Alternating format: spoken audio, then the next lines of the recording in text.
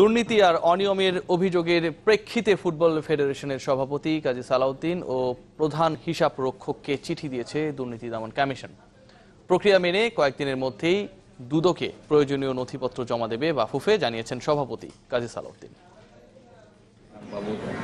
নির্বাচনকে ঘিরে যখন আলোচনা ফুটবল অঙ্গনে, ঠিক তখনই দুদকের চিঠি ফুটবল ফেডারেশনে। দুর্নীতি ও অর্থ আত্মসাতের বিষয়ে অভিযোগের পরিপ্রেক্ষিতে গত বুধবার বাফুফে সভাপতি কাজী সালাউদ্দিন ও চিফ ফাইন্যান্সিয়াল অফিসার আবু হোসেনকে চিঠি দিয়েছে দুর্নীতি দমন কমিশন।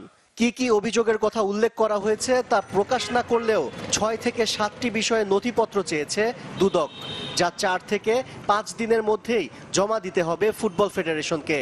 যে সলিডারিটি কাপে কেন বাংলাদেশ ফুটবল ফেডারেশনকে $20,000 জরিমানা করা হয়েছে, টাকাটা দেওয়া হয়েছে কিনা, বঙ্গবন্ধু গোল্ড কাপে, রিসেন্ট বঙ্গবন্ধু গোল্ড কাপ না কিন্তু, যেটা আমরা সেমিফাইনালে খেললাম সেটা না, তার আগের বঙ্গবন্ধু গোল্ড কাপে বঙ্গবন্ধু গোল্ড কাপের প্রাইজ মানি কত ছিল, প্রাইজ মানি দেওয়া হয়েছে কিনা, বাকি দেরি হলে কেন দেরি হলো, লাইক হচ্ছে গিয়ে ক্রুইফের সাথে আমাদের কি চুক্তি ছিল, ক্রুইফের সাথে আমাদের সমস্যা কেন হলো, রেনের সাথে আমাদের কি চুক্তি ছিল, রেনের সাথে আমাদের কি সমস্যা হলো,